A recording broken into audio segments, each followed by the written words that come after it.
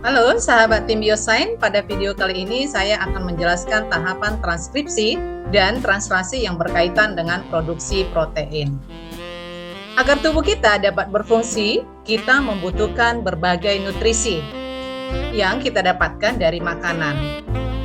Tubuh kita secara langsung tidak dapat menggunakan makanan ketika memasuki sistem pencernaan, tetapi diawali dengan proses pencernaan secara kimiawi menggunakan protein dan enzim yang berbeda untuk memecah partikel makanan tersebut agar dapat diserap oleh sel. Proses pembentukan semua jenis protein yang diperlukan tubuh membutuhkan suatu perintah atau instruksi. Instruksi untuk membuat protein tersebut terkandung dalam DNA. DNA mengandung gen. Gen adalah rangkaian panjang nukleotida yang mengandung daerah pengkode molekul RNA. Daerah ini dimulai dengan promotor dan diakhiri dengan terminator. Gen juga mengandung urutan regulasi yang dapat ditemukan di dekat promotor atau di dekat lokasi yang lebih jauh.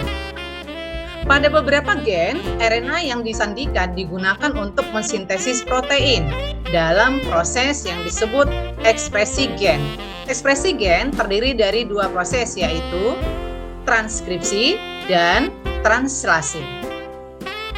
Pada sel eukariotik, transkripsi terjadi di nukleus, di mana DNA digunakan sebagai cetakan untuk membuat RNA messenger. Sedangkan translasi terjadi di sitoplasma sel. Informasi yang terkandung dalam RNA messenger digunakan untuk membuat protein atau polipeptida. Selama transkripsi, DNA dalam gen digunakan sebagai cetakan untuk membuat muntai RNA messenger dengan bantuan enzim RNA polimerase. Proses ini terjadi dalam 3 tahap, yaitu inisiasi, elongasi, dan terminasi. Selama inisiasi, gen pada daerah promotor berfungsi sebagai situs pengenalan dan pengikatan RNA polimerase. Pada situs inilah sebagian besar ekspresi gen dikendalikan dengan cara mengizinkan atau memblokir akses oleh RNA polimerase. Pengikatan RNA polimerase menyebabkan heliks ganda DNA terlepas dan terbuka. Kemudian, selama pemanjangan, RNA polimerase berjalan di sepanjang untai DNA template. Pada saat basa komplementer berpasangan, RNA polimerase menghubungkan nukleotida ke ujung 3 aksen dari molekul RNA yang sedang tumbuh. Setelah RNA polimerase mencapai gen terminator, maka proses transkripsi RNA messenger selesai. Kemudian RNA polimerase, untai DNA, dan RNA messenger berpisah satu sama lain.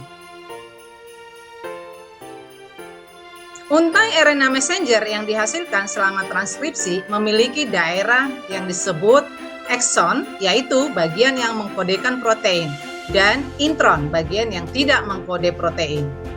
Agar RNA messenger dapat digunakan dalam translasi, bagian intron perlu dihilangkan dan dimodifikasi, seperti penambahan ujung 5 aksen pada bagian kepala dan ujung 3 poli A pada bagian ekor.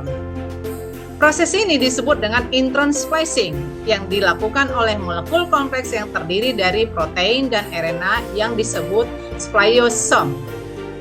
Spliosome menghilangkan segmen intron dan menggabungkan ekson yang berdekatan untuk menghasilkan untai RNA messenger yang matang.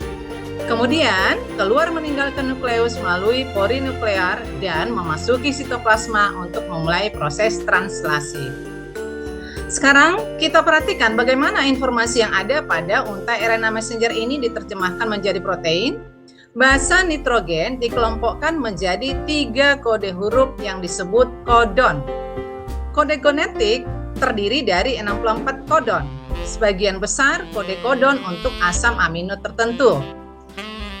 Terdapat 4 kodon khusus, 1 kodon mengkode start dan 3 kodon mengkode stop. Translasi dimulai dengan untai RNA messenger yang mengikat subunit ribosomal kecil di bagian hulu dari kodon awal. Setiap asam amino dibawa ke ribosom oleh molekul RNA transfer yang spesifik. Jenis asam amino ditentukan oleh urutan antikodon dari RNA transfer. Pasangan basa komplementer terjadi antara kodon pada RNA messenger dan antikodon pada RNA transfer. Setelah molekul RNA transfer, inisiator berikatan dengan kodon start, subunit ribosom besar berikatan untuk membentuk kompleks translasi, dan tahap inisiasi selesai. Dalam subunit besar terdapat 3 daerah yang berbeda disebut situs E, P, dan A.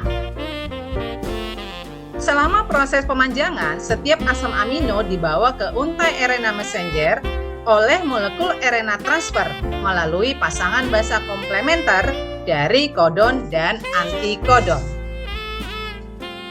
Setiap antikodon dari molekul RNA transfer sesuai dengan asam amino tertentu. Molekul RNA transfer yang bermuatan berikatan ke situs A, dan ikatan peptida dibentuk antara asam amino, dan asam amino melekat pada molekul RNA transfer di situs P. Molekul kompleks berjalan ke arah satu kodon ke kanan, di mana molekul RNA transfer yang sekarang tidak bermuatan keluar dari situs E, dan situs A terbuka untuk menerima molekul RNA transfer berikutnya.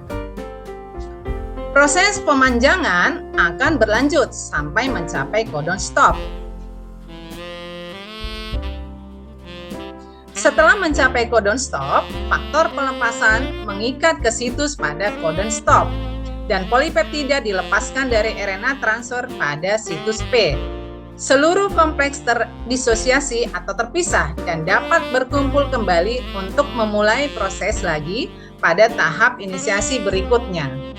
Tujuan translasi ini adalah untuk menghasilkan protein secara cepat dan akurat. Setelah terbentuk polipeptida, mungkin perlu dimodifikasi sebelum siap untuk menjalankan fungsinya.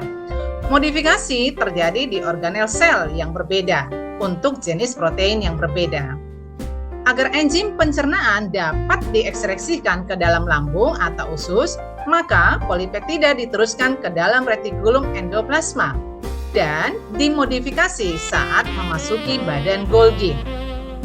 Kemudian disekresikan menggunakan vesikel melalui membran plasma sel ke dalam lumen saluran pencernaan. Protein diperlukan untuk sebagian besar fungsi fisiologis di dalam tubuh kita, dan pembentukan protein tersebut terjadi melalui proses transkripsi dan translasi.